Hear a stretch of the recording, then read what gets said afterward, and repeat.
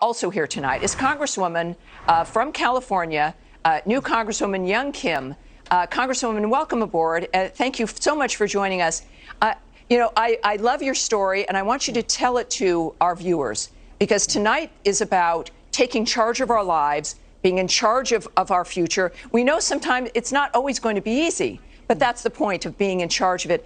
Can you tell our viewers about your trajectory to Congress this year? Sure.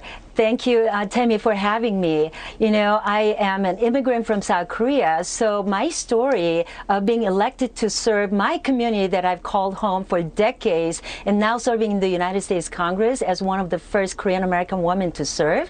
There are many women from different minority groups. Some of us are veterans coming from different groups. And so GOP women, you see, there are so many of us that have been elected in this Congress. This is the story of immigrants. This is the story of American dream.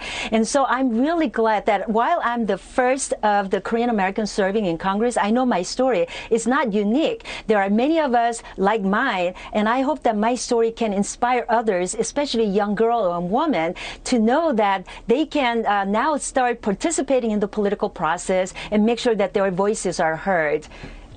What's beautiful about this is that, you as an immigrant, and this is what, for me, I've got moved from the left to the right, understanding that my values, my classical liberal values, I believed were really represented by liberals, and found out that, in fact, they're really the conservative ideal. The ability for us to create our lives here, right? Your family coming from South Korea, moving through Guam, you put yourself through USC, fight on, my alma mater as well, that this country allows us to pursue what matters to us. And it's not about moving to this country to be taken care of by another totalitarian society. Is that what you felt and what you believed as you were moving through, as you were growing up here? Look, I'm very inspired by like Senator Tim Scott. I'm inspired by other immigrants that are currently serving in the United States Congress.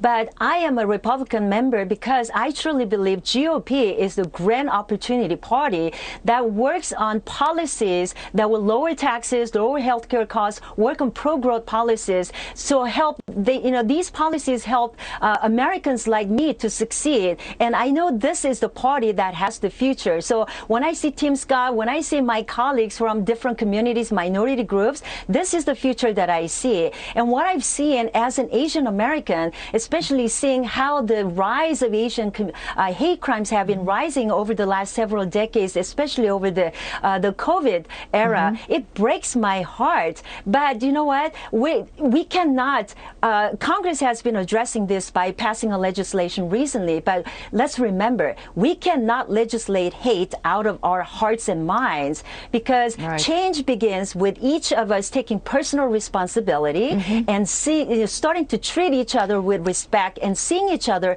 as Americans. That's the Republican Party for me, and I see a lot of tremendous opportunity. And I don't see, when people tell me you're a Republican immigrant, a woman, how can you be a Democrat? I say precisely because I'm an immigrant woman, and this country has given me this opportunity to succeed. Well, that's why I'm a Republican member. That's lovely, and I think the more we see you, and this is a challenge for America, is seeing you, doing your work, hearing from you, changes perspectives. And thank you very much. Good luck to you.